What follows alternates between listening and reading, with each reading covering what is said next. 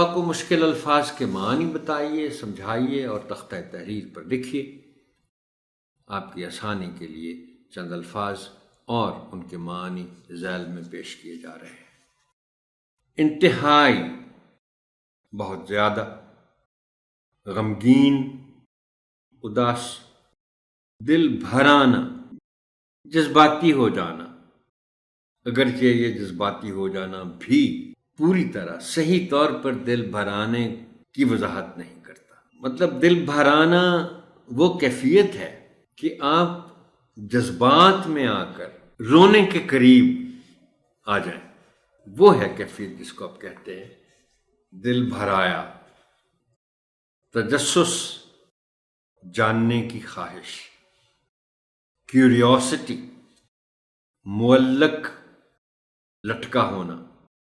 بم کے ایک معنی تو بوم ہے، جو بم گرایا جاتا ہے جہاز سے، لیکن یہ بھی اس کے معنی ہیں بم کے بازو۔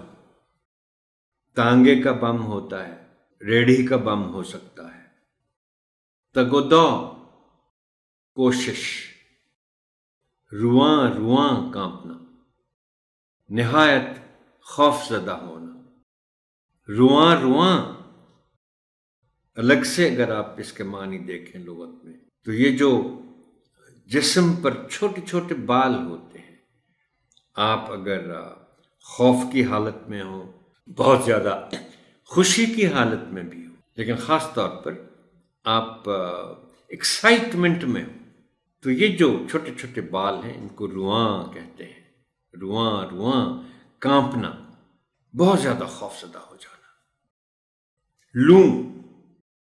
لوں بھی کہتے ہیں پنجابی میں اس کو۔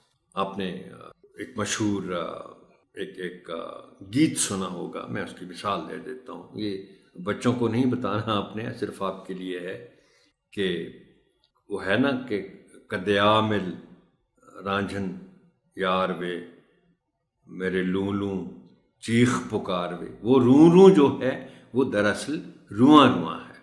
شفقت، پیار، مہربانی، ناگوار، ناپسندیدہ، تحمل، برداشت، رزق، روزی روٹی، اصرار، بار بار کہنا، توفیق، طاقت، تلقین، نصیحت، رواداری، درگزر۔